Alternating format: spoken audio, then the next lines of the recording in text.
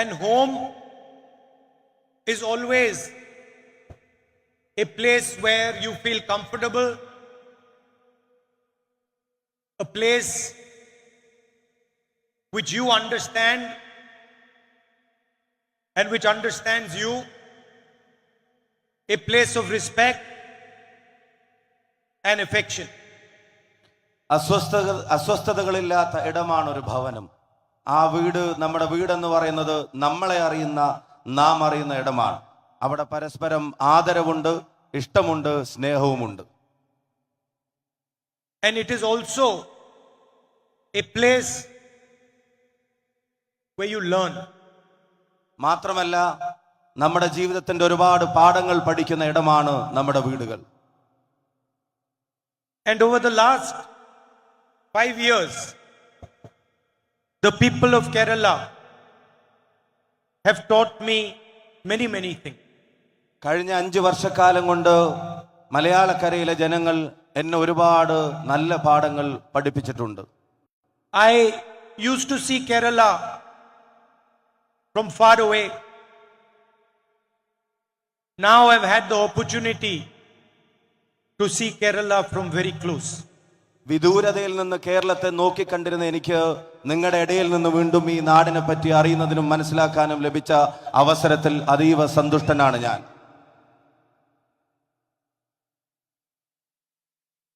So, one thing you understand is that Kerala is not only a state of this country. Kerala is a civilization. ഈ നാട് ഇന്ത്യയിലെ അനേകം സംസ്ഥാനങ്ങളിൽ ഒന്ന് മാത്രമല്ല. ഈ നാട് നമ്മുടെ സംസ്കാരമാണ്, നമ്മുടെ ചരിത്രത്തിന്റെ ഭാഗമാണ്. And it is not a young civilization, it is an ancient civilization that has been connected to the rest of the world. സമീപകാലത്ത് ഉണ്ടായ ഒന്നല്ല, അതിന് ചരിത്രത്തിന്റെ പിൻബലമുണ്ട്. പ്രാചീന കാലം തൊട്ട് തന്നെ ലോകത്തിന്റെ വിവിധ ഇടങ്ങളുമായി ബന്ധപ്പെട്ട് കിടന്നിരുന്ന ഒരു മഹാസംസ്കാരമാണ് കേരളം എന്ന് പറയുന്ന ഈ കൊച്ചുനാട്. And it has the ability, unique ability, to excel in India, abroad, wherever it goes. മലയാളിക്കും മലയാളക്കരക്കും ഒരു പ്രത്യേകതയുണ്ട്, സവിശേഷമായ പ്രത്യേകത. ഇന്ത്യയുടെ അതിരുകൾക്കുള്ളിലും ഇന്ത്യയുടെ അതിരുകൾക്ക് പുറത്തും എവിടെ ചെന്നാലും ഉജ്ജ്വലമായ പ്രകടനങ്ങൾ പുറത്തെടുക്കാൻ എല്ലാ കാലത്തും മലയാളിക്ക് കഴിയുന്നു എന്നുള്ളത് അഭിമാനകരമാണ്. And there are examples of this everywhere. There are our beloved nurses who are known for their gentleness, for their compassion, for their empathy, right across the world. ഇതിന് നിരവധി ഉദാഹരണങ്ങൾ നമുക്ക് ചൂണ്ടിക്കാണിക്കാൻ കഴിയും. ഒരു ഉദാഹരണം എടുത്തു നോക്കുക. മലയാളക്കരയിൽ നിന്ന് ലോകമെമ്പാടും പരന്നു കിടക്കുന്ന നഴ്സിംഗ് സമൂഹം, ആ ജോലി ചെയ്യുന്നവർ അവരുടെ കരുണാഭാവം കൊണ്ടും കാരുണ്യം കൊണ്ടും ജനങ്ങളോടും തങ്ങൾ നൽകുന്ന സേവനം നൽകുന്നവരോടുള്ള ഇഷ്ടം കൊണ്ടും ലോകത്തിന്റെ സ്നേഹവും ബഹുമാനവും പിടിച്ചു പറ്റിയവരാണ്. Whether it is literature, sports, music, dance, Kerala is everywhere. എഴുത്തിന്റെ ലോകമെടുത്താൽ, കായിക മേഖല എടുത്തു നോക്കിയാൽ, അതുപോലെ തന്നെ സംഗീതത്തിന്റെ ലോകമെടുത്താൽ, നൃത്തത്തിന്റെ ലോകമെടുത്താൽ, എവിടെ നോക്കിയാലും നിങ്ങൾക്ക് കേരളത്തെ കാണാൻ കഴിയും, മലയാളിയെ കാണാൻ കഴിയും. And throughout my time in Kerala, I have always felt from everybody, all religions, all communities, love and affection. I know that there is a sharp contest between the ideology of the LDF and the ideology of the UDF. And I, of course, am from the UDF, so I disagree with the people of the LDF. കേരളത്തിലുടനീളം സഞ്ചരിക്കുമ്പോൾ എനിക്ക് കാണാൻ കഴിയുന്ന ഒരു കാര്യമുണ്ട്. മതങ്ങൾക്കിടയിൽ, മറ്റു പല വിശ്വാസങ്ങൾക്കുമിടയിലുമെല്ലാം സ്നേഹത്തിന്റെ ഒരു നൂല് കൊണ്ട് ഈ കേരളത്തെ കോർത്തിണക്കി നമുക്ക് കാണാൻ കഴിയും. അങ്ങനെ സഞ്ചരിക്കുമ്പോഴും ഒരുപക്ഷെ ആശയപരമായി LDF-ഉം UDF-ഉം തമ്മിൽ ഒരുപാട് അന്തരങ്ങളെ നമുക്ക് കാണാൻ കഴിയും. ആ ആശയപരമായ യുദ്ധത്തിൽ ഞാൻ UDF-നൊപ്പം ഉറച്ചു നിൽക്കുക തന്നെ ചെയ്യും. And wherever I go, wherever in Kerala I go, I get affection, respect and love from the people of Kerala. കേരളത്തിൽ എവിടെ ഞാൻ ചെന്നാലും, കേരളത്തിന്റെ ഏത് മുക്കിലോ മൂലയിലോ കടന്നു ചെന്നാലും കേരളത്തിലെ ജനങ്ങൾ നൽകുന്ന സ്നേഹവും ബഹുമാനവും അതെനിക്ക് ലഭിക്കുന്നുണ്ട് എന്നുള്ളത് സന്തോഷത്തോടെ ഞാൻ പറയുന്നു. I also learned that Kerala does not like to speak loudly, but Kerala, when it decides to speak, it speaks silently but very forcefully. ഉച്ചത്തിൽ ശബ്ദമുണ്ടാക്കി സംസാരിക്കുന്നവരുടെ നാടല്ല കേരളം. പക്ഷേ കേരളം ഒരു കാര്യം സംസാരിക്കാൻ തീരുമാനിച്ചാൽ, കേരളം ഒരു സന്ദേശം നൽകാൻ തീരുമാനിച്ചാൽ, ഒരു പക്ഷേ നമുക്ക് നിശബ്ദമെന്ന് തോന്നിയേക്കാമെങ്കിലും അത് വളരെ കരുത്തുറ്റതായിരിക്കും എന്നുള്ളത് ഞാൻ തിരിച്ചറിയുന്നുണ്ട്. And when it speaks, it does not do so crudely or rudely or with disrespect. It speaks very subtly and very honestly. Keralam സംസാരിച്ചു തുടങ്ങിയാൽ, കേരളം നിലപാടുകൾ എടുക്കുമ്പോൾ ഒരു പക്ഷേ അതിന് ക്രൂരതയുടെ ഭാവമുണ്ടാവില്ല, അതിന് വന്യതയുടെ ശീലങ്ങളും ഉണ്ടാവില്ല. അത് മാന്യമായിട്ടായിരിക്കും സംസാരിക്കുക, പക്ഷേ അത് കരുത്തുറ്റത് തന്നെയായിരിക്കും. Like a very wise, intelligent person. ഒരു ബുദ്ധിമാനായ ഒരു വ്യക്തി സംസാരിക്കുന്നത് പോലെയാണ് കേരളത്തിന്റെ പൊതുസമൂഹം ലോകത്തോട് സംവദിക്കുന്നത്. Now you know that the RSS and the BJP, with their hateful ideology, have been casting aspersions on the people of Kerala. നമുക്കെല്ലാവർക്കും ഇപ്പോൾ അറിയാം, വെറുപ്പിന്റെ ആശയങ്ങൾ കൊണ്ട് RSS-ഉം BJP-യും ഈ കേരളീയ പൊതുസമൂഹത്തിൽ ഉണ്ടാക്കാൻ ശ്രമിക്കുന്ന അസ്വസ്ഥതകളെ സംബന്ധിച്ച്, saying that Kerala is divided, Keralites fight with each other, one religion is divided against the other. അവരാഗ്രഹിക്കുന്നത് Keralam വിഭജിക്കപ്പെടണമെന്നാണ്. കേരളീയ പൊതുസമൂഹം ജാതിയുടെയും മതത്തിന്റെയും പേരിൽ തമ്മിലടിച്ച് കാണണമെന്ന് ആഗ്രഹിക്കുന്ന ശക്തിയാണവർ.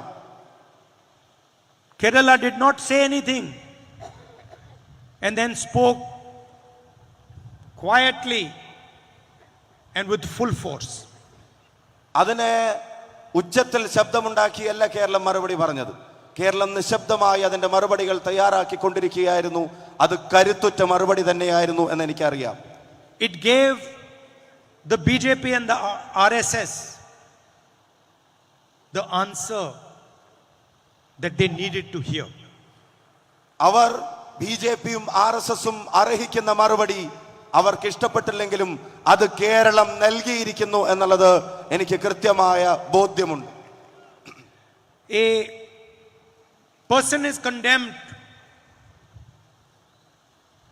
in Saudi Arabia to die for a mistake he makes. സംഭവിച്ചു പോയ ഒരു തെറ്റിന്റെ പേരിൽ സൗദി അറേബ്യയിൽ ഒരു വ്യക്തി വധശിക്ഷയ്ക്ക് വിധിക്കപ്പെടുന്നു. And the whole of Kerala, every single religion, all ages, men, women, children, they get together and they collect the money to save that man's life. ജാതിയുടെ വേലിക്കെട്ടുകൾക്കപ്പുറത്ത്, മതത്തിന്റെ അതിർവരമ്പുകൾക്കപ്പുറത്ത്, ലിംഗവ്യത്യാസങ്ങളില്ലാതെ മലയാളി സമൂഹം, ആണും പെണ്ണും കുട്ടിയും എല്ലാവരും അണിനിരന്ന് ആ മനുഷ്യനെ ജീവിതത്തിലേക്ക് തിരികെ കൊണ്ടുവരാൻ നടത്തിയ ഒരു മഹായജ്ഞം, അത് മാതൃകാപരമാണ്. Nobody asks what is the religion of the boy, of the man. The entire Kerala gets together, and in a matter of days, 34 crore rupees is donated by the people of Kerala. വധശിക്ഷയ്ക്ക് വിധിക്കപ്പെട്ടവന്റെ മതം ചികഞ്ഞല്ല മലയാളി സമൂഹം സഹായത്തിന്റെ വഴിയെ നടന്നത്. അവരതൊന്നും ചകഞ്ഞില്ല. ഏതാനും ദിവസങ്ങൾ കൊണ്ട് മലയാളി സമൂഹം 34 കോടി രൂപ ആ ചെറുപ്പക്കാരന് വേണ്ടി കണ്ടെത്തി കൊടുത്തു. See how Kerala spoke with dignity, with love and affection, and gave a befitting reply to the ideology of the RSS and to the Prime Minister of India. ഈ നാടിനെ മതത്തിന്റെ പേരിൽ വിഭജിക്കാൻ ശ്രമിക്കുന്ന RSSന്റെ ആശയങ്ങൾക്കും അതിന് നേതൃത്വം നൽകുന്ന ഇന്ത്യയുടെ പ്രധാനമന്ത്രിക്കും കേരളം കൊടുത്ത മനോഹരമായ മറുപടി നിങ്ങൾ നോക്കുക. ഈ ചെറുപ്പക്കാരനെ രക്ഷിച്ചെടുത്ത കേരളം ജാതിയുടെ മതത്തിന്റെ മറ്റെല്ലാ വേലിക്കെട്ടുകൾക്കപ്പുറത്തും അണിനിരുന്നത് വെറുപ്പിന്റെ ആശയങ്ങൾക്കുള്ള കരുത്തുറ്റ മറുപടിയാണ് എന്ന കാര്യത്തിന് സംശയം വേണ്ട. So this is how Kerala teaches people what is in its heart, what is in its soul. ഇതാണ് കേരളം ലോകത്തെ പഠിപ്പിക്കുന്നത്. കേരളത്തിന്റെ ഹൃദയത്തിൽ എന്താണ്, കേരളത്തിന്റെ ആത്മാവിൽ എന്താണ് എന്ന്. The Prime Minister says India is one nation, one leader, one language,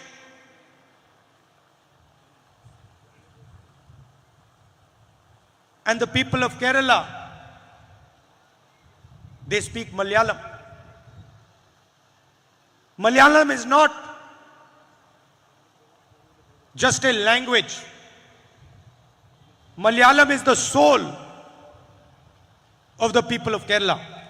It is how every mother speaks to her child for the first time. It is how every father guides his son to live a life of respect and dignity. It is how every friend talks to his friend when they are struggling together. And to say that there will only be one language in India is to insult the history, the tradition of this state. ഈ രാജ്യത്തിന്റെ പ്രധാനമന്ത്രി പറയുന്നു ഒരു രാജ്യം, ഒരു നേതാവ്, ഒരു ഭാഷ എന്നുള്ളത്. മലയാളക്കര സംസാരിക്കുന്നത്, കേരളം സംസാരിക്കുന്നത് മലയാളമാണ്. മലയാളം അനേകം ഭാഷകളിൽ ഒന്ന് മാത്രമല്ല, ഓരോ മലയാളിയുടെയും ആത്മാവാണ് മലയാളം എന്ന് നമ്മൾ തിരിച്ചറിയുന്നു. അതാണ് പെറ്റമ്മ പൊന്നുമക്കളോട് ആദ്യം പറയുന്ന ഭാഷ. അതാണ് മക്കളെ വഴി നടത്തുമ്പോൾ അച്ഛൻ ഉപയോഗിക്കുന്ന ആദ്യത്തെ ഭാഷ. അതാണ് സങ്കട കടലുകൾ താണ്ടാൻ സൗഹൃദങ്ങൾ പരസ്പരം ഉപയോഗിക്കുന്ന ഭാഷ. ആ ഭാഷയെ ഒരു രാഷ്ട്രത്തിൽ ഒരു ഭാഷ എന്ന് മാത്രം പറയുന്നവർ അവരെ ഈ ഭാഷയെയും ഈ സമൂഹത്തെയും അപമാനിക്കുകയാണ് എന്ന് തന്നെ ഞാൻ പറയാൻ ആഗ്രഹിക്കുന്നു. India is like a bouquet of flowers. Different languages, different religions, different traditions, different histories, all of them coming together, supporting each other and making each other more beautiful. മനോഹരമായ ഒരു പൂച്ചെണ്ടാണ് നമ്മുടെ രാജ്യം. അതിൽ പല മതങ്ങളുണ്ടാകാം, അതിൽ പല സംസ്കാരങ്ങളുണ്ടാവാം, അതിൽ പല ഭാഷകളുണ്ടാവാം. അതെല്ലാം ഒന്നിച്ചു ചേരുന്ന സൗന്ദര്യമാണ് ഇന്ത്യ എന്ന രാജ്യമെന്ന് ഞാൻ പറയാൻ ആഗ്രഹിക്കുന്നു. It is a pity that the Prime Minister of India does not understand India's nature. അതുപോലും മനസ്സിലാക്കാൻ കഴിയാതെ ഈ രാജ്യത്തിന്റെ സ്വഭാവ സവിശേഷതകളെയും വൈവിധ്യങ്ങളെയും മനസ്സിലാക്കാൻ ഈ രാജ്യത്തിന്റെ പ്രധാനമന്ത്രിക്ക് കഴിയുന്നില്ല എന്നുള്ളതിൽ എനിക്ക് സഹതാപം തോന്നുന്നു. He does not understand that our multiple languages, multiple traditions, multiple religions are our biggest strength. അദ്ദേഹത്തിന് മനസ്സിലാവുന്നില്ല ഈ നാടിന്റെ ഭാഷാ വൈവിധ്യങ്ങൾ, ഈ നാടിന്റെ മതങ്ങൾ, ഈ നാടിന്റെ സംസ്കാരത്തിന്റെ വൈവിധ്യങ്ങൾ ഇതെല്ലാം ഈ രാജ്യത്തിന്റെ കരുത്താണ് എന്നുള്ളത് ഇന്ത്യയുടെ പ്രധാനമന്ത്രിക്ക് മനസ്സിലാകുന്നില്ല. He cannot see that from these multiple perspectives comes a beautiful, powerful perspective. അദ്ദേഹത്തിന് കാണാൻ കഴിയുന്നില്ല ഈ വൈവിധ്യങ്ങളുടെ സൗന്ദര്യം സ്വന്തം കണ്ണുകൊണ്ട് കണ്ട് ആസ്വദിക്കാനും അതിന്റെ മനോഹാരിത മനസ്സിലാക്കാനും ഇന്ത്യയുടെ പ്രധാനമന്ത്രിക്ക് കഴിയുന്നില്ല. It is difficult for him to see this because his only quest is to be in power at all costs. അത് കാണാതിരിക്കുന്നതിന്റെ കാരണം, അത് കണ്ടെത്താൻ കഴിയാതെ പോകുന്നതിന്റെ കാരണം എന്ന് പറയുന്നത് ആ മനസ്സിലുള്ള ഏകദാഹം എന്ന് പറയുന്നത് അധികാരത്തോടുള്ള കൊതി മാത്രമാണ് എന്നുള്ളത് കൊണ്ടാണ് മറ്റെല്ലാ കാഴ്ചകളും മറഞ്ഞു പോകുന്നത്. Today I believe the Prime Minister gave a press conference, gave an interview, to the ANI and spoke about the electoral bond scheme. ഞാൻ ഇന്ന് വായിക്കാൻ കഴിഞ്ഞു, പ്രധാനമന്ത്രി ചില മാധ്യമങ്ങളെ കണ്ടു. ഇലക്ട്രൽ ബോണ്ടിനെ സംബന്ധിച്ച് അദ്ദേഹം സംസാരിക്കുകയുണ്ടായി എന്ന്. And he told the nation how the electoral bond scheme was designed to create transparency in the political system. എന്നിട്ട് അദ്ദേഹം മാധ്യമങ്ങളിലൂടെ ഈ രാജ്യത്തോട് പറഞ്ഞു ഇലക്ട്രൽ ബോണ്ടുകൾ എങ്ങനെയാണ് ഈ നാടിന്റെ രാഷ്ട്രീയത്തെ ശുദ്ധീകരിക്കാൻ വേണ്ടി ഡിസൈൻ ചെയ്തിരുന്നത് എന്നും. It's interesting that the Prime Minister thinks that the electoral bond scheme was designed to bring transparency to India's political system. But the Supreme Court thinks that the electoral bond scheme is illegal. ഇന്ത്യയുടെ പ്രധാനമന്ത്രി കരുതുന്നു ഈ ജനാധിപത്യത്തെ സുതാരവൽക്കരിക്കുന്നതിന്റെ ഭാഗമാണ് electoral ബോണ്ടുകൾ എന്ന്. പക്ഷെ രാജ്യത്തിന്റെ പരമോന്നത കോടതി അത് തീരുമാനിക്കുന്നു, അത് കണ്ടെത്തുന്നു, അത് പൂർണ്ണമായും നിയമവിരുദ്ധമാണെന്ന്. It is also interesting to me that the Prime Minister and the government did everything possible to stop the names of the companies that donated money to the BJP from coming out, and did everything possible to stop the dates on which that money was donated from coming out. എന്നിൽ കൗതുകമുണർത്തുന്ന ഒരു കാര്യം, ഈ രാജ്യത്തിന്റെ പ്രധാനമന്ത്രിയും അതുപോലെ തന്നെ BJPയും അവർ പഠിച്ച പണി 18 നോക്കി ആ തുകകൾ BJPക്ക് കൈമാറിയവരുടെ പേര് വിവരങ്ങൾ പുറത്തു വരാതിരിക്കാൻ അവരവരുടെ അവസാനത്തെ ശ്രമവും നടത്തി ആ തുകകൾ കൈമാറിയ തീയതികൾ പുറത്തു വരാതിരിക്കാൻ. I am going to show you just now why the Prime Minister and the government didn't want the names of the companies and the dates to be available to India's public. എന്തുകൊണ്ടാണ് ഈ കോടിക്കണക്കിന് രൂപ കൊടുത്ത സ്ഥാപനങ്ങൾ കമ്പനികളുടെ പേര് വിവരങ്ങൾ പുറത്തു വരുന്നതിന് അദ്ദേഹം ഭയപ്പെട്ടത്? എന്തിനാണ് അത് കൊടുത്തതിന്റെ തീയതികൾ അത് പുറത്തു വരാതിരിക്കാൻ അദ്ദേഹം ശ്രമിച്ചത് എന്ന് ഞാൻ നിങ്ങളോട് പറയാം. Let me start with a company called Megha Engineering. In April 2023, they donate 150 crores to the BJP. In May 2023, they get a 14,400 crore project, Thane Borivali Twin Tunnel project. ഒരു കമ്പനി കൊണ്ട് തുടങ്ങാം, മേഘ എഞ്ചിനീയറിംഗ് കമ്പനി. 2023 ഏപ്രിൽ മാസം ഇവർ 140 കോടി രൂപ electoral ബോണ്ടായി BJPക്ക് കൊടുക്കുന്നു. തൊട്ടടുത്ത മാസം മെയ് മാസം 440 കോടി രൂപയുടെ കരാർ, ബോംബെ താനെ ഹൈവേയെ സംബന്ധിച്ച് ഒരു കരാർ ഈ കമ്പനിക്ക് തൊട്ടടുത്ത മാസം കിട്ടുകയാണ്. 1 month after donating money to the BJP, they get one of the biggest infrastructure projects in the country. BJPക്ക് പണം കൊടുത്ത ഒരു മാസം തികയുന്നതിന് മുമ്പ് രാജ്യത്തെ ഏറ്റവും വലിയ അടിസ്ഥാന സൗകര്യ വികസന പദ്ധതികളിൽ ഒന്ന് ഈ company അടിച്ചെടുക്കുകയാണ്. In September 2023, they win a $648 million project for a refinery in Mongolia. September 2023 പിന്നെ അവർക്ക് ലഭിക്കുന്നത് $648 മില്യൺ ഒരു പെട്രോളിയം പദ്ധതി, റിഫൈനറി പദ്ധതിയാണ് അവർക്ക് ലഭിക്കുന്നത്. 1 month after that, they donate 150 crores to the BJP. തൊട്ടടുത്ത മാസം വീണ്ടും BJPക്ക് 150 കോടി രൂപ ഈ കമ്പനി കൊടുക്കുകയാണ്. Between December 2021 and March 2023, they won 26 national highway projects worth 20,889 crores. And at the same time, they were donating 426 crores to the BJP. December 2021 മുതൽ March 2023 വരെ അവർക്ക് 26 ദേശീയപാത കരാറുകളാണ് ഇതേ കമ്പനിക്ക് കിട്ടുന്നത്. എന്ന് മാത്രമല്ല 20,889 കോടിയുടെ കരാർ ഈ കമ്പനിക്ക് കിട്ടുന്നു. അതേസമയം തന്നെ അവർ BJPക്ക് 426 കോടി രൂപയുടെ സംഭാവന ഇലക്ട്രൽ ബോണ്ട് വഴി കൊടുക്കുകയും ചെയ്യുന്നു. Dr. Reddy's lab, on 12th November 2023, there is an IT raid on the company. On the 17th November 2023, 5 days later, they donate money to the BJP. അടുത്ത കമ്പനിക്ക് 12 നവംബർ 2023 ഒരു റെയ്ഡ് വരുന്നു. കൃത്യം 5 ദിവസത്തിനപ്പുറം 17-ാം തീയതി അവർ ഇലക്ട്രൽ ബോണ്ട് വഴി അവരും BJPക്ക് പണം നൽകുന്നു. Torrent Pharma, 7th May 2019, they donate 9 crores to the BJP.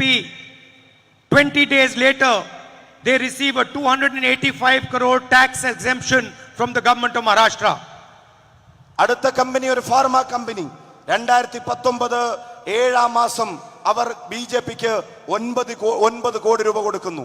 20 ദിവസം കഴിയുമ്പോഴേക്കും ആ കമ്പനിക്ക് 285 കോടി രൂപയുടെ ടാക്സ് ഇളവുകൾ BJP ഗവൺമെന്റ് അനുവദിച്ചു കൊടുക്കുകയാണ്. January 2024, they gave 50 crore to BJP. 2 months later, in March 2024, they get a 1540 crore solar power project in Maharashtra. മറ്റൊരു കമ്പനി ജനുവരി 2024 BJPക്ക് 50 കോടി രൂപ കൊടുക്കുന്നു. അതേ വർഷം മാർച്ചിൽ, കഴിഞ്ഞ മാർച്ചിൽ ആ കമ്പനിക്ക് മഹാരാഷ്ട്രയിൽ കിട്ടിയ സോളാർ പ്രൊജക്ടിന്റെ എമൗണ്ട് എന്ന് പറയുന്നത് 1540 കോടി രൂപയാണ്. Airtel company, between 2019-2021, donate 51 crores to the BJP. In August 2021, they get a global mobile personal communication satellite license. Airtel company അത് 2019-നും 2021-നും ഇടയ്ക്ക് കോടിക്കണക്കിന് രൂപ BJPക്ക് നൽകുന്നു. ഓഗസ്റ്റ് മാസം 21-ാം തീയതി ആവുമ്പോഴത്തേക്കും അവർക്ക് പ്രധാനപ്പെട്ട ഒരു കരാർ BJP ഒപ്പിച്ചു കൊടുക്കുന്ന കാഴ്ച നമ്മൾ കാണുന്നു. Brothers, this list goes on and on and on. അറ്റമില്ലാത്ത അന്ത്യമില്ലാത്ത ഈ അഴിമതിയുടെ കഥകൾ, ഈ ലിസ്റ്റ് അത് തുടർന്നുകൊണ്ടേയിരിക്കുകയാണ്. The electoral bond scheme is not a way to clean politics. It is an extortion racket. It is the biggest extortion racket on the planet. ഇവിടെ electoral bond എന്ന് പറയുന്നത് രാഷ്ട്രീയ ശുദ്ധീകരണത്തിന്റെ ആയുധമല്ല. അത് ഇന്ത്യ രാജ്യം കണ്ട, ലോകം കണ്ട ഏറ്റവും വലിയ തീവട്ടി കൊള്ളകളിൽ ഒന്നാണ് എന്ന് ഞാൻ പറയാൻ ആഗ്രഹിക്കുന്നു. It is a way to steal from the people of India, and it has been organized, conceptualized by the Prime Minister of India himself. മോഷണത്തിന്റെ, ഈ നാട്ടിലെ ജനങ്ങളിൽ നിന്ന് മോഷണം നടത്തുന്നതിന്റെ ഏറ്റവും വലിയ രീതികളാണ് പ്രൈം മിനിസ്റ്റർ, ഇന്ത്യയുടെ പ്രധാനമന്ത്രി രൂപകൽപ്പന ചെയ്ത് ഭാവം കൊടുത്ത് നടപ്പിലാക്കിയ ഒരു പദ്ധതിയുടെ പേരാണ് ഇലക്ട്രൽ ബോണ്ട് സ്കീം എന്ന് ഞാൻ പറയും. The entire operation of the BJP is to take the wealth of this country and hand it to 20-25 businessmen. ഈ പണം, ഈ രാജ്യത്ത് BJP നടത്തുന്ന പ്രവർത്തനങ്ങൾ മുഴുവൻ, ഈ നാട്ടിലെ ജനങ്ങളിൽ നിന്നുള്ള മുഴുവൻ പണവും ഊറ്റിയെടുത്ത് 20-25 വരുന്ന കോർപ്പറേറ്റുകളുടെ കൈകളിലേക്ക് എത്തിച്ചു കൊടുക്കാൻ വേണ്ടി മാത്രമാണ് BJP രാജ്യം ഭരിക്കുന്നത്. 16 lakh crore rupees. 16 lakh crore rupees in bank loans were forgiven to the 25 richest people in this country. നിങ്ങൾക്ക് വിശ്വസിക്കാൻ കഴിയുമോ? ഈ നാട്ടിലെ സാധാരണക്കാരൻ ബാങ്കിൽ നിക്ഷേപിക്കുന്ന പണം കൊണ്ട് 16 ലക്ഷം കോടി രൂപയുടെ വായ്പ ഈ രാജ്യത്ത് വെറും 20-25 വരുന്ന കോർപ്പറേറ്റുകൾക്ക് ഇവർ ബാങ്കുകളെ കൊണ്ട് കൊടുപ്പിച്ചു. That is 24 years of Mahatma Gandhi Manrega money. 24 years of Manrega money was forgiven to the richest people in the land. നിങ്ങൾ ഓർക്കണം, ഈ നാട്ടിലെ സാധാരണക്കാരൻ പണിയെടുക്കുന്ന മഹാത്മാഗാന്ധി തൊഴിലുറപ്പ് പദ്ധതിക്ക് ഈ രാജ്യം വെക്കുന്ന തുക, നീക്കിവെക്കുന്ന തുക കാൽക്കുലേറ്റ് ചെയ്താൽ, കണക്ക് കൂട്ടിയാൽ 24 വർഷം അവർക്ക് കൊടുക്കേണ്ട കൂലിപ്പണമാണ് ഈ കോർപ്പറേറ്റുകൾക്ക് വേണ്ടി രാജ്യം ഭരിക്കുന്ന സർക്കാർ ബാങ്കുകളിലൂടെ എഴുതി കൊടുത്തത് എന്ന് നിങ്ങൾ തിരിച്ചറിയണം. Airports, ports, infrastructure, bridges, mines, power, solar power, wind power, defense contracts, all of them given to one businessman. ഈ നാടിന്റെ എയർപോർട്ടുകൾ, ഈ നാടിന്റെ കടൽ തീരങ്ങൾ, ഈ നാടിന്റെ മൈനുകൾ, ഈ നാടിന്റെ മറ്റെല്ലാ സാധ്യതകളും, ഈ നാടിന്റെ നാച്ചുറൽ റിസോഴ്സസ്, അങ്ങനെ എന്തിനു പറയണം, ഈ രാജ്യത്തിന്റെ മുഴുവൻ സമ്പത്തിന്റെ ഒരു പ്രധാനപ്പെട്ട ഭാഗവും ഒരൊറ്റ കോർപ്പറേറ്റിനെ ഏൽപ്പിച്ച ഗവൺമെന്റ് ആണ് നരേന്ദ്രമോദിയുടെ government. And the result, the highest rate of unemployment in 45 years. അതിന്റെ അനന്തര ഫലം എന്താണ്? അതെന്താണ് ഈ രാജ്യത്തുണ്ടാക്കിയത്?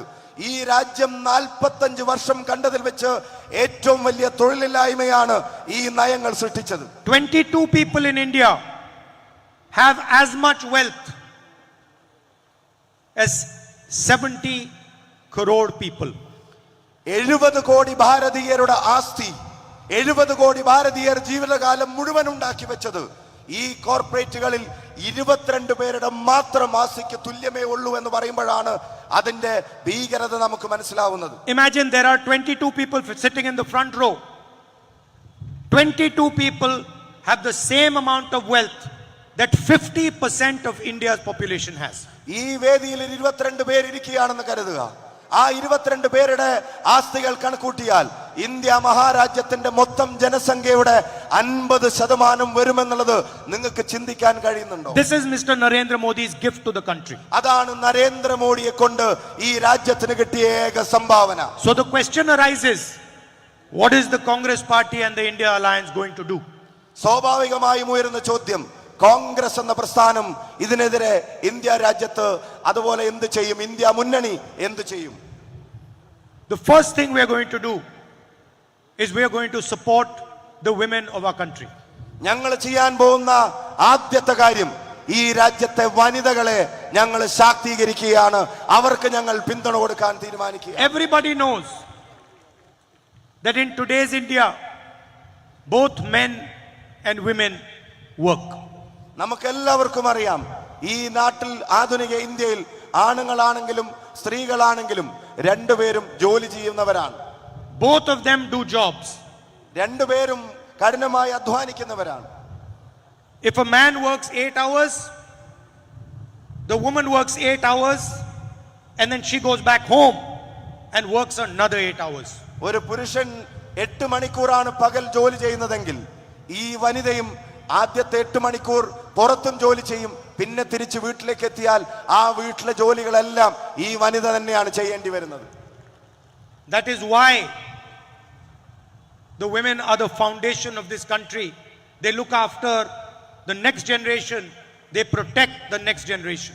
അതുകൊണ്ടാണ് ഞാൻ വിശ്വസിക്കുന്നത് ഈ രാജ്യത്തിന്റെ അടിത്തറയുടെ കരുത്ത് ഇവിടുത്തെ വനിതകളാണ്. തലമുറകളെ സൃഷ്ടിക്കുകയും അടുത്ത തലമുറകളെ പരിപാലിക്കുകയും ചെയ്യുന്നവരാണ് അവർ. And so the India Alliance and the Congress Party believes that the millions of Indian women who do this for the nation should be compensated. അതുകൊണ്ട് തന്നെ ഇന്ത്യൻ നാഷണൽ കോൺഗ്രസും ഇന്ത്യ മുന്നണിയും ആഗ്രഹിക്കുന്നു, ഈ നാടിനെ കരുത്തുറ്റതാക്കുന്ന ഈ ദശലക്ഷക്കണക്കിന് വനിതകൾക്ക് അവർക്ക് അവരുടെ അധ്വാനത്തിന്റെ ഫലങ്ങൾ കിട്ടിയേ തീരൂ എന്ന് ഞങ്ങൾ തീരുമാനിക്കുകയാണ്. And so we propose the Mahalakshmi scheme. And the idea is that one woman in every single Indian poor family will be given 1,00,000 rupees every year, 8,500 rupees in her bank account every single month. അതുകൊണ്ട് തന്നെ ഞങ്ങൾ തീരുമാനിക്കുന്നു, മഹാലക്ഷ്മിയുടെ പേരിൽ ഒരു പദ്ധതി ഞങ്ങൾ തുടങ്ങുന്നു. ഈ നാട്ടിലെ സാധാരണ കുടുംബങ്ങളിലെ വനിതകൾക്ക്, പാവപ്പെട്ടവർക്ക്, അതിൽ ഒരു വനിതയുടെ പേരിൽ എല്ലാ വർഷവും ഏറ്റവും ചുരുങ്ങിയത് 1,00,000 രൂപ അവരുടെ അക്കൗണ്ടിൽ നിക്ഷേപിക്കാൻ ഞങ്ങൾ തീരുമാനമെടുക്കുകയാണ്. And this money will come into her bank account every single month until her family goes above the poverty line. ഈ പണം ഇവിടുത്തെ ദാരിദ്ര്യരേഖയ്ക്ക് താഴെയുള്ള കുടുംബങ്ങളിലേക്ക് ഞങ്ങൾ അയക്കുന്ന പണം അതെല്ലാ മാസവും കൃത്യമായി കിട്ടിക്കൊണ്ടേയിരിക്കും. എന്നാണോ അവർ പട്ടിണിയുടെയും പരിവട്ടത്തിന്റെയും പ്രയാസങ്ങളിൽ നിന്ന് ദാരിദ്ര്യരേഖയ്ക്ക് മേലേക്ക് വരുന്നത്, അത് വരുന്നത് വരെ ആ കുടുംബത്തിന്റെ അത്താണിയായി എല്ലാ മാസവും ഈ പണം അവിടെ ചെന്നിരിക്കും. We also propose to give women 50% reservation in all government jobs. അത് മാത്രമല്ല, ഈ നാട്ടിലെ സർക്കാർ ജോലികളിൽ, സർക്കാരിന്റെ പൊതുമേഖലാ ജോലികളിൽ 50% സ്ത്രീകൾക്ക് വേണ്ടി മാറ്റിവെക്കാൻ ഞങ്ങൾ ഒരു പ്രപ്പോസൽ ഈ സമൂഹത്തിന്റെ മുമ്പിൽ വെക്കുകയാണ്. And to double the wages of our Anganwadi and Asha sisters. അംഗനവാടികളിലും ആശാവർക്കർമാരുമായി പ്രവർത്തിക്കുന്ന ഈ നാട്ടിലെ സാധാരണക്കാർ, അവർക്ക് ഇന്ത്യൻ നാഷണൽ കോൺഗ്രസും ഇന്ത്യ മുന്നണിയും ഉറപ്പ് നൽകുന്നു, അവരുടെ വേതനങ്ങൾ നേരെ ഇരട്ടിയാക്കാൻ നമ്മൾ തീരുമാനിക്കുന്നു. Narendra Modi forgives the loans of the richest people in the country. We are going to forgive the loans of our farmers again. Narendra Modi എഴുതി തള്ളുന്നത് ഇവിടുത്തെ സഹസ്ര കോടീശ്വരന്മാരായ കോർപ്പറേറ്റുകളുടെ ആണെങ്കിൽ നമ്മൾ അധികാരത്തിൽ വന്നാൽ എഴുതി തള്ളാൻ പോകുന്നത് ഇവിടുത്തെ പാവപ്പെട്ട കർഷകന്റെയും സാധാരണക്കാരന്റേതുമായിരിക്കുമെന്ന് ഞാൻ വാക്ക് തരുന്നു. Every single producer in India gets a fair price for his product. ഏത് ഉൽപ്പന്നം സൃഷ്ടിക്കുന്ന ഈ രാജ്യത്തെ ഏതൊരു ഉൽപാദകനും അവന്റെ ഉൽപ്പന്നങ്ങൾക്ക് മാന്യമായ വില ലഭിക്കുന്നുണ്ട്. I don't understand why farmers cannot get the same. പക്ഷേ എന്തുകൊണ്ട് പ്രകൃതിയോടും മണ്ണിനോടും മല്ലിടുന്ന പാവപ്പെട്ട കർഷകന് മാത്രം ഒരു മിനിമം വില അവന്റെ ഉൽപ്പന്നങ്ങൾക്ക് ലഭിക്കുന്നില്ല?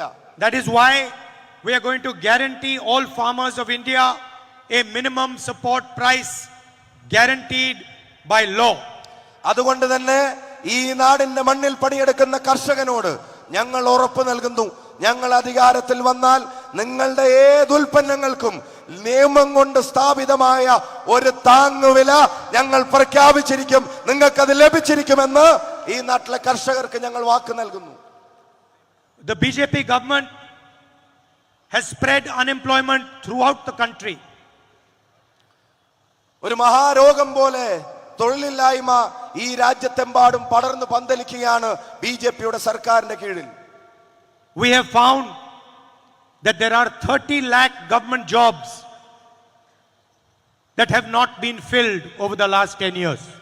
അത്ഭുതപ്പെടുത്തുന്നത് കഴിഞ്ഞ 10 വർഷത്തിനുള്ളിൽ കേന്ദ്ര സർക്കാരിന്റെ സ്ഥാപനങ്ങളിൽ മാത്രം 30 ലക്ഷം ഒഴിവുകൾ നികത്തപ്പെടാതെ കിടക്കുകയാണ്. Every one of these jobs will be given to the people of India. അതിലെ ഒന്നുപോലും കളയാതെ, അതിലെ ഒന്നുപോലും ബാക്കി വെക്കാതെ ഇന്ത്യ രാജ്യത്തെ യുവജനങ്ങൾക്ക് ഞങ്ങൾ അത് നൽകിയിരിക്കുമെന്നുള്ള വാക്ക് ഈ വേദിയിൽ ഞാൻ പറയുന്നു. When poor people work for the government of India or they work for public sector units, they work under contractors. ഇപ്പോ ഈ നാട്ടിൽ പൊതുമേഖലാ സ്ഥാപനങ്ങൾക്ക് വേണ്ടിയാണെങ്കിലും അതുപോലെ തന്നെ സർക്കാരിന് വേണ്ടിയാണെങ്കിലും ജോലി ചെയ്യുന്നത് കരാർ അടിസ്ഥാനത്തിലാണ്. They can be fired at the shortest notice. യാതൊരുവിധ മാനദണ്ഡങ്ങളുമില്ലാതെ ഏത് സമയത്തും അവരെ പിരിച്ചുവിടാൻ കഴിയാവുന്ന ഒരു സാഹചര്യമാണ് ഇപ്പോൾ നിലനിൽക്കുന്നത്. They don't get a pension, they don't get social security. അവർക്ക് പെൻഷൻ ഇല്ല, അവർക്ക് സാമൂഹ്യ സുരക്ഷയില്ല, ചെയ്യുന്ന ജോലിക്ക് ഒരു തരത്തിലുള്ള കെട്ടുറപ്പും അവർക്കില്ല. We are going to stop this practice and all jobs in the government of India and in the public sector are going to be permanent jobs. They are not going to be contract based jobs.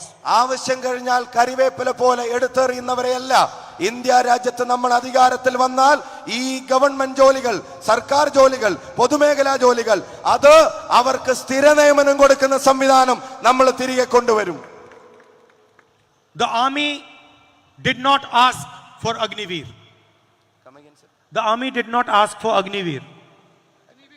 Agniveer. Agniveer പദ്ധതി, അതിൽ ഈ പറയുന്ന തരത്തിൽ ആളുകളെ ആവശ്യം കഴിഞ്ഞ് ഉപയോഗിച്ചു കഴിഞ്ഞ് അവരെ ഉപേക്ഷിക്കുന്നതാണ്.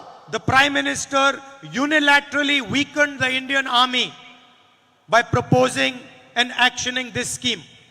ആർമി ആവശ്യപ്പെടാത്ത, ഇന്ത്യയുടെ സേന ആവശ്യപ്പെടാത്ത ഈ പദ്ധതിയെ കൊണ്ടുവന്ന് യഥാർത്ഥത്തിൽ ഇന്ത്യ രാജ്യത്തിന്റെ അതിർത്തി കാക്കുന്ന നമ്മുടെ സേനകളെ ഇന്ത്യയുടെ പ്രധാനമന്ത്രി ദുർബലപ്പെടുത്തുകയായിരുന്നു. We will scrap the Agniveer scheme the moment we come to power. അതുകൊണ്ട് തന്നെ നമ്മൾ അധികാരത്തിൽ വന്നാൽ ആ നിമിഷം തന്നെ ഈ രാജ്യത്തിന്റെ സേനയെ ദുർബലപ്പെടുത്തുന്ന ആ സ്കീമിനെ നമ്മൾ ചവറ്റുകൊട്ടയിലെറിയും. We don't want two different types of martyrs.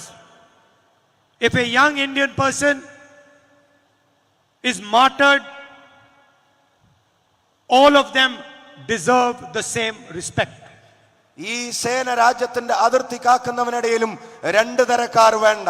ഒരു ചെറുപ്പക്കാരൻ, ഒരു യുവാവ് ഈ നാടിന്റെ സേനയിലേക്ക് തെരഞ്ഞെടുക്കപ്പെടുകയാണെങ്കിൽ ഒരു ഉത്തരവാദിത്തപ്പെട്ട പട്ടാളക്കാരന് ലഭിക്കേണ്ട എല്ലാ ആദരവും അവിടെ തുടർന്ന് അങ്ങോട്ടുള്ള എല്ലാ കാര്യങ്ങളിലും അവനും ലഭിക്കണം. In Mr. Modi's scheme, a Shaheed Agniveer will not get the same benefits and same respect that a regular soldier gets. രാജ്യത്തിന് വേണ്ടി ധീര രക്തസാക്ഷിത്വം വഹിക്കുന്ന അഗ്നിവീറിൽപ്പെട്ട ഒരു ചെറുപ്പക്കാരന് അല്ലെങ്കിൽ ഒരു ചെറുപ്പക്കാരിക്ക് ഇന്ത്യ രാജ്യത്തിന്റെ ഒരു പട്ടാളക്കാരൻ രാജ്യത്തിന് വേണ്ടി ജീവൻ കൊടുക്കുമ്പോ അവർക്ക് കിട്ടുന്ന ആദരം ഈ ചെറുപ്പക്കാരന് ലഭിക്കുന്നില്ല. This is an insult to our youth and to our army and we are going to scrap this the moment we come to power. അത് ഇന്ത്യ രാജ്യത്തെ യുവതയോട്, ഇന്ത്യ രാജ്യത്തെ സേനയോട് ചെയ്യുന്ന ഏറ്റവും വലിയ അപമാനമാണ്. അധികാരത്തിലേറിയ ആദ്യ നിമിഷങ്ങളിൽ തന്നെ ആ പദ്ധതി ഞങ്ങൾ അവസാനിപ്പിക്കും. Children of rich families can send their children, parents of rich families can send their children to do an apprenticeship. സാമ്പത്തികമായ ശേഷിയുള്ള കുടുംബങ്ങളിലെ ചെറുപ്പക്കാർ ഒരുപക്ഷെ തൊഴിൽ പരിശീലന കാലം അവർക്ക് മാത്രം ആസ്വദിക്കാൻ കഴിയുന്ന ഒന്നായി മാറുന്നുണ്ട്. They send their children for an apprenticeship. The children get trained. The children get paid on the job. And then after the apprenticeship, the children can get a permanent job. അവർക്ക് പഠിച്ചിറങ്ങിയ മക്കളെ ഒരുപക്ഷെ തൊഴിൽ പരിശീലനത്തിന് അയക്കാനുള്ള സാവകാശം ഉണ്ടായിരിക്കും, അതിനുള്ള സ്ഥിതി ഉണ്ടായിരിക്കും. അവർക്ക് അവിടെ പരിശീലനം ലഭിക്കും. ആ പരിശീലനം ലഭിച്ചു കഴിഞ്ഞ് അവർക്ക് ചിലപ്പോൾ ജോലിയും അവിടെ ഒരു സ്ഥിര നിയമനം കിട്ടിയെന്ന് വരാം. This is not available to the vast majority of India's youngsters. പക്ഷെ അത് നാട്ടിലെ പാവപ്പെട്ടവന്, കോടിക്കണക്കിന് ആളുകൾക്ക് അവർക്ക് താങ്ങാൻ കഴിയുന്നതാണോ? പഠിച്ചു കഴിഞ്ഞാൽ ഉടനെ കുടുംബത്തിന്റെ ബാധ്യതകൾ ഏറ്റെടുക്കേണ്ടവന് എവിടെയാണ് പരിശീലന കാലം? എവിടെയാണ് പരിശീലനത്തിന് ശേഷം തൊഴിലിന് കാത്തിരിക്കാനുള്ള സാവകാശം? We are going to pass a right to apprenticeship law. ഞങ്ങൾ അതുകൊണ്ട് തന്നെ ചരിത്രപരമായ ഒരു നിയമം കൂടെ കൊണ്ടുവരാൻ ആഗ്രഹിക്കുകയാണ്. പഠിച്ചു കഴിഞ്ഞ ഒരു ചെറുപ്പക്കാരന് ഒരു തൊഴിൽ പരിശീലന കാലം അത് നിയമം കൊണ്ട് ഉറപ്പുവരുത്താൻ ഞങ്ങൾ ഇവിടെ ഒരു ആക്ട് കൊണ്ടുവരാൻ പോകുന്നു. It will be the right of any graduate, any college or university graduate, any diploma holder to demand a 1-year apprenticeship from the government. It will be a paid apprenticeship. It will be training on the job, and he will get a guaranteed income of 1 lakh rupees a year, 8,500 rupees a month. ചരിത്രപരമായ ഒരു നിയമം ഈ രാജ്യത്തെ യുവാക്കൾക്ക് വേണ്ടി ഓരോ പഠിച്ചിറങ്ങുന്ന ചെറുപ്പക്കാരനും ഓരോ പഠിച്ചിറങ്ങുന്ന യുവതിക്കും അവർ പഠിച്ചിറങ്ങി ഒരു വർഷം അവർക്ക് തൊഴിൽ പരിശീലനം ഗവൺമെന്റിൽ നിന്ന് ആവശ്യപ്പെടാൻ നിയമം കൊണ്ടുവരാൻ പോവുകയാണ്. അവർക്ക് തൊഴിൽ പരിശീലനം ലഭിക്കുന്നു എന്ന് മാത്രമല്ല, ആ കാലയളവിൽ ഏറ്റവും ചുരുങ്ങിയത് 1 ലക്ഷം രൂപയെങ്കിലും സ്റ്റൈപ്പൻഡായി അവർക്ക് ഒരു വർഷത്തേക്ക് കൊടുക്കാനും നമ്മുടെ നിയമം ഈ രാജ്യത്ത് നമ്മൾ നടപ്പിലാക്കും. This scheme will create a modern workforce, a trained workforce, and we will pay for that training. തൊഴിൽ അനുയോജ്യമായ ഒരു സേന, ഏറ്റവും വലിയ കരുത്ത് നമ്മുടെ യുവസേന, അത് സൃഷ്ടിക്കാൻ ഈ സ്കീം കൊണ്ട് സാധിക്കുമെന്നുള്ള കാര്യത്തിന് ഒരു സംശയവും വേണ്ട. Apprenticeships will be available in the private sector, in the government, and in the public sector units. സ്വകാര്യ സംരംഭങ്ങളിൽ, സർക്കാർ ജോലികളിൽ, അതുപോലെ തന്നെ സർക്കാർ പൊതുമേഖലാ സ്ഥാപനങ്ങളിൽ, ഇവിടെ എല്ലായിടത്തും ഈ തൊഴിൽ പരിശീലനം ഈ നാട്ടിലെ യുവതക്ക് നമ്മൾ ലഭ്യമാക്കും. Finally, before I conclude, I have a question. Finally, before I conclude, I have a question. ഞാൻ അവസാനിപ്പിക്കുന്നതിന് മുമ്പ് എനിക്ക് നിങ്ങളോട് ഒരു ചോദ്യമുണ്ട്. I attack the RSS and the BJP, and I've been doing it relentlessly. വിശ്രമങ്ങളില്ലാതെ, ഇടവേളകളില്ലാതെ RSSന്റെയും BJPയുടെയും വെറുപ്പിന്റെ ആശയങ്ങളെ ഞാൻ കടന്നാക്രമിച്ചുകൊണ്ടേയിരിക്കാറുണ്ട്. 24/7 they are after me. 24/7 എന്ന് പറയുന്നത് പോലെ അവരെന്റെ പുറകെയാണ്. അതിന്റെ പേരിൽ I spent 55 hours being interrogated by the Enforcement Directorate. എന്റെ ജീവിതത്തിലെ 55 മണിക്കൂർ അവരുടെ എൻഫോഴ്സ്മെന്റ് ഡയറക്ടറേറ്റിന്റെ ചോദ്യങ്ങൾക്ക് മുമ്പിൽ ഞാൻ ചെലവഴിച്ചിട്ടുണ്ട്. After I gave a speech in Parliament, the BJP had me removed from Parliament. പാർലമെന്റിൽ അദാനിക്കും BJPക്കുമെതിരായി സംസാരിച്ചതിന്റെ പേരിൽ എന്റെ പാർലമെന്റ് മെമ്പർ സ്ഥാനം പോലും BJP വളഞ്ഞ വഴികളിലൂടെ ഒഴിവാക്കിയിട്ടുണ്ട്. I was reinstated by the Supreme Court. അവസാനം സുപ്രീം കോടതി, പരമോന്നത കോടതിയിലേക്ക് ചെന്നിട്ടാണ് ആ വയനാടൻ ജനത തന്ന പാർലമെന്റ് മെമ്പർ സ്ഥാനം നമ്മൾ തിരികെ എടുത്തത്. They took away my house. I said to them, I don't want your house. I don't need your house. I have millions of houses in the hearts of India's people. ഒരു parliament member എന്നുള്ള നിലക്ക് എനിക്ക് അനുവദിക്കപ്പെട്ട ഭവനത്തിൽ നിന്ന് എന്നെ പുറത്തിറക്കാൻ അവർക്ക് തിടുക്കമായിരുന്നു. പക്ഷേ ഞാൻ അവരോട് പറഞ്ഞത്, എനിക്ക് നിങ്ങളുടെ ഭവനമല്ല വലുത്, കോടിക്കണക്കിന് ഭാരതീയരുടെ ഹൃദയത്തിലുള്ള ഇടമാണ് എന്റെ ഭവനമെന്ന് ഞാൻ കരുതുന്നുവെന്ന്. Now, I have given a speech almost 35-40 minutes and I have not wavered from attacking the BJP. 35-40 മിനിറ്റായി ഞാൻ നിങ്ങളോട് സംസാരിക്കുന്നു. ഞാൻ ഒരിക്കലും മടിയുള്ളവനല്ല BJPക്കെതിരെ വിമർശനം നടത്താൻ, RSSനെ ആക്രമിക്കാൻ എനിക്ക് യാതൊരു ഭയവുമില്ല. Because it is an ideological battle that I fight and I represent an ideology. അതിന്റെ കാരണം എന്തെന്ന് വെച്ചാൽ, ഞാൻ നടത്തുന്ന ഈ പോരാട്ടം ആശയപരമാണ്. RSSന്റെയും BJPയുടെയും വെറുപ്പിന്റെ ആശയങ്ങൾക്കെതിരായ ഒരാശയത്തെയാണ് ഞാൻ മുറുകെ പിടിക്കുന്നത്. I know that whenever someone attacks the BJP attacks them back. CBI, ED takes away their membership, takes away their house. എനിക്കറിയാം, BJP ആക്രമിക്കുമ്പോ, RSSനെ വിമർശിക്കുമ്പോ അവർ തിരിച്ചടിക്കുന്നത് ഒരുപക്ഷെ പാർലമെന്റ് മെമ്പർ സ്ഥാനം ഒഴിവാക്കിയായിരിക്കാം, ഒരുപക്ഷെ വീടുകളിൽ നിന്ന് മാറാൻ പറഞ്ഞിട്ടായിരിക്കാം, ഒരുപക്ഷെ CBIയുടെ പേരിലായിരിക്കാം, വേറൊരു പക്ഷേ EDയുടെ പേരിലുമായിരിക്കാം. My question is, why is the BJP not attacking the Chief Minister of Kerala? അപ്പൊ എന്റെ സ്വാഭാവികമായ ചോദ്യം, എന്തുകൊണ്ടാണ് ഇതൊന്നും കേരളത്തിന്റെ മുഖ്യമന്ത്രിക്കെതിരെ BJP ഉപയോഗിക്കാത്തത് എന്നുള്ളതാണ്. Why are they not taking away his house, taking away his chief ministership, putting court cases on him, getting him interrogated by the ED? മറ്റു പല സംസ്ഥാനങ്ങളിലും മുഖ്യമന്ത്രിമാർക്കെതിരെ BJPക്കെതിരെ നിലപാടെടുത്തതിന്റെ പേരിൽ മാത്രം നടക്കുന്ന ആ സ്വഭാവങ്ങളൊന്നും കേരളത്തിന്റെ മണ്ണിൽ കാണുന്നില്ല. അവർ കേരളത്തിന്റെ മുഖ്യമന്ത്രിയെ തൊടുന്നില്ല. അവരുടെ ഏജൻസികൾ ഈ മുഖ്യമന്ത്രിയുടെ അടുക്കലേക്ക് പോലും ചെല്ലുന്നില്ല. After all, 2 chief ministers are in jail today. ഒന്നുമില്ലെങ്കിൽ നോക്കുക, 2 മുഖ്യമന്ത്രിമാർ ഇന്ന് ഇന്ത്യ രാജ്യത്ത് ജയിലിലടക്കപ്പെട്ടിരിക്കുകയാണ് BJPക്ക് വിരുദ്ധമായ നിലപാടെടുത്തതിന്റെ പേരിൽ മാത്രം. And the second question is, when the BJP is destroying the constitution, attacking democracy, destroying the institutions, dividing India, why is the Chief Minister of Kerala attacking me 24/7? ഈ രാജ്യത്തിന്റെ ഭരണഘടനയെ BJP തകർക്കുമ്പോ, ഈ നാടിന്റെ ജനാധിപത്യ ശീലങ്ങളെ BJP ഇല്ലാതാക്കുമ്പോ, ഈ നാട്ടിലെ ജനതയെ മതത്തിന്റെ പേരിൽ അവർ വേലികെട്ടിത്തിരിക്കുമ്പോ, അപ്പോഴും കേരളത്തിന്റെ മുഖ്യമന്ത്രിയുടെ പ്രസംഗങ്ങൾ മുഴുവൻ അത് എനിക്കെതിരെയായുന്നതിന്റെ കാരണം എനിക്ക് മനസ്സിലാവുന്നില്ല. I am very happy for him to attack me, but he should also spend a little bit of time attacking the BJP and Mr. Modi and the RSS. അദ്ദേഹം എനിക്കെതിരെ നടത്തുന്ന വിമർശനങ്ങളിൽ ഞാൻ സന്തുഷ്ടനാണ്. പക്ഷെ എനിക്കൊരു കാര്യം പറയാനുണ്ട്, എപ്പോഴെങ്കിലുമൊക്കെ BJPക്കും RSSനും എതിരെ കൂടെ എന്തെങ്കിലുമൊക്കെ ഒന്ന് മൊഴിയണം എന്നുകൂടെ അദ്ദേഹത്തോട് പറയാൻ ആഗ്രഹിക്കുന്നു. മോഡിക്കെതിരെ ഒരു വിമർശനവും പേര് പറഞ്ഞ് കേരളത്തിന്റെ മുഖ്യമന്ത്രി നടത്താറില്ല. Finally, our job, the Congress and the UDF's job, is to protect the Constitution and to protect the democratic structure of India. കോൺഗ്രസിന്റെയും ഐക്യ ജനാധിപത്യ മുന്നണിയുടെയും ഉത്തരവാദിത്വം ഈ നാടിന്റെ ജനാധിപത്യ സംവിധാനങ്ങളെ സംരക്ഷിച്ചു പിടിക്കുക എന്നുള്ളതാണ്.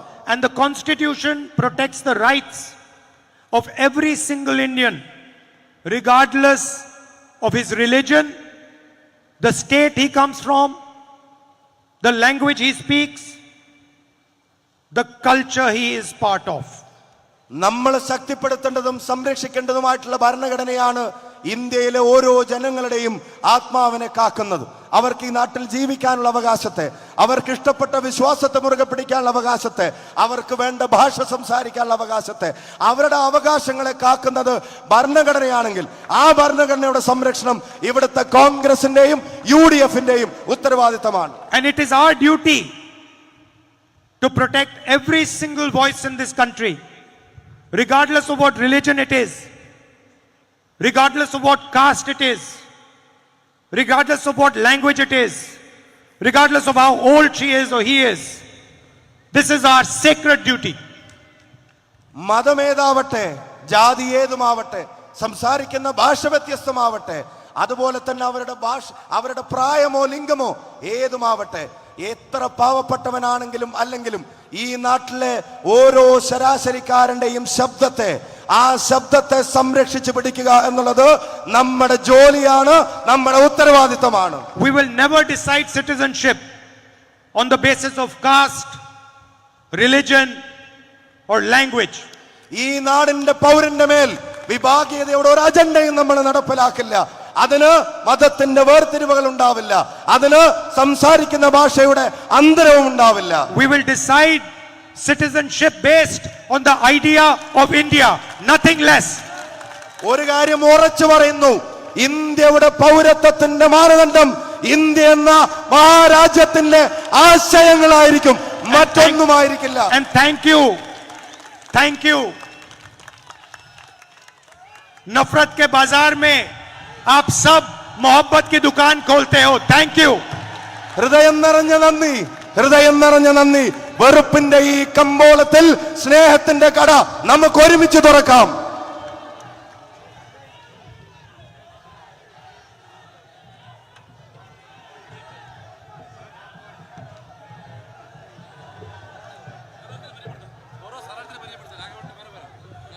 പ്രിയപ്പെട്ടവരെ, ഇന്ന് ഈ ജനസഞ്ചയത്തിന് മുമ്പിൽ കോഴിക്കോടിന്റെ പൗരാണികമായ കോഴിക്കോട് കടപ്പുറത്ത് ബഹുമാനപ്പെട്ട രാഹുൽ ഗാന്ധി കോഴിക്കോട് മത്സരിക്കുന്ന നമ്മുടെ പ്രിയങ്കരനായ കോഴിക്കോടിന്റെ വികസന നായകൻ MK രാഘവനെ നിങ്ങൾക്ക് വേണ്ടി പരിചയപ്പെടുത്തുന്നു. കോഴിക്കോട് ജില്ലയിലെ വടകരയിൽ യുവത്വത്തിന്റെ പ്രതീകമായ നമ്മുടെ അഭിമാനമായ ഷാഫി പറമ്പിലിനെ വടകര പാർലമെന്റിലെ സ്ഥാനാർത്ഥിയായി അദ്ദേഹം നിങ്ങൾക്ക് പരിചയപ്പെടുത്തുന്നു. പ്രിയപ്പെട്ടവരെ, മലപ്പുറത്തിന്റെ സ്ഥാനാർത്ഥിയായി നമ്മുടെ എല്ലാം പ്രിയപ്പെട്ട നമ്മുടെ ഏറെ സ്നേഹിക്കുന്ന ET മുഹമ്മദ് ബഷീർ സാഹിബിനെ പരിചയപ്പെടുത്തുന്നു. നമ്മുടെ പ്രിയപ്പെട്ട പൊന്നാനിയിലെ സ്ഥാനാർത്ഥി ബഹുമാനനായ ഡോക്ടർ അബ്ദുൽ സമദ് സമദാരിയെ അദ്ദേഹം ഇവിടെ പരിചയപ്പെടുത്തുന്നു. ഈ നാടില് ഞങ്ങൾക്ക് എല്ലാവർക്കും അറിയാം, ഗാന്ധിജിയുടെ പാദസ്പർശമേറ്റ ഈ മണ്ണിൽ നമുക്ക് വേണ്ടി ഈ രാജ്യത്തെ സംഘപരിവാർ ശക്തികൾക്കെതിരായി അവരുടെ ജനാധിപത്യ വിരുദ്ധവും മതേതരത്വ വിരുദ്ധവുമായ നിലപാടുകൾക്കെതിരെ സമരം നടത്തുന്ന പടയ്ക്ക് നേതൃത്വം കൊടുക്കുന്ന രാഹുൽ ഗാന്ധിക്ക് ഈ വേദിയില് ഇവിടെ കടന്നു വന്ന മുഴുവൻ ജനതയ്ക്ക് വേണ്ടിയും ഈ മഹാസാഗരത്തിന് വേണ്ടി അദ്ദേഹത്തിന് വേദിയിൽ ഞാൻ പ്രത്യേകമായി നന്ദി രേഖപ്പെടുത്തുന്നു. അദ്ദേഹത്തോടൊപ്പം ഇവിടെ കടന്നു വന്ന കേരളം ഇന്ത്യ രാജ്യത്തിന് സംഭാവന നൽകിയ ബഹുമാനനായ നേതാവ് നമ്മുടെ ഊർജം KC വേണുഗോപാലിനും നന്ദി രേഖപ്പെടുത്തുന്നു. പ്രിയപ്പെട്ട KPCCയുടെ ആക്ടിംഗ് പ്രസിഡന്റ് MM ഹസൻ, പ്രിയപ്പെട്ട പ്രതിപക്ഷ നേതാവ് VD സതീശൻ, ബഹുമാനനായ AICCയുടെ സെക്രട്ടറി ദീപ ദാസ് മുൻഷി, പ്രിയപ്പെട്ട പാണക്കാട് സാദിഖ് അലി തങ്ങൾ, PK കുഞ്ഞാലിക്കുട്ടി സാഹിബ്, പ്രിയപ്പെട്ട നമ്മുടെ എല്ലാവരുടെയും ബഹുമാനരായ വർക്കിംഗ് കമ്മിറ്റി അംഗം രമേശ് ചെന്നിത്തല, പ്രിയങ്കരായ PC Vishnunadh MLA, PV Mohan IC secretary, MK Muneer MLA, TV Ibrahim MLA, Rahul Mamkootathil, ഘടകകക്ഷി നേതാക്കന്മാർ CN വിജയകൃഷ്ണൻ, C വീരാൻകുട്ടി, ബഹുമാനപ്പെട്ട ജില്ലാ മുസ്ലിം ലീഗ് പ്രസിഡന്റ് MA